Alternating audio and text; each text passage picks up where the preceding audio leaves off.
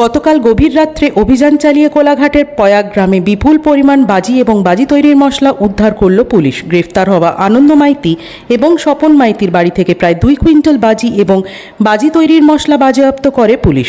রীতিমতো দরজা ও চাবি ভেঙে পুলিশ বাড়ি দুটিতে ঢোকে এবং এই বিপুল পরিমাণ বাজি উদ্ধার করে পুলিশ। যদিও বাড়িগুলিতে কেউ ছিল না, কারণ বিস্ফোরণের দিন থেকেই সবাই বাড়ি ছাড়া রয়েছে। বিজেপির অভিযোগ, প্রকৃত তদন্ত হোক। পুলিশ শাসক দলের অঙ্গুলি হেলনে কাজ করছে। এখন ধরপাকড় হবে, গ্রেফতার হবে, আবার কিছুদিন পরে ফের বাজি তৈরি হবে। শাসক দলের মদতেই এই অবৈধ বাজি নির্মাণ চলত। এই বিপুল বাজি উদ্ধার প্রমাণ করে এই জায়গায় বাজি তৈরি ও মজুদ হতো। যদিও তৃণমূলের বক্তব্য, বিজেপি ভাবে ওরা ক্ষমতায় এলে স্বর্গ করে দেবে, কিন্তু যা পরিবর্তন হওয়ার নয়।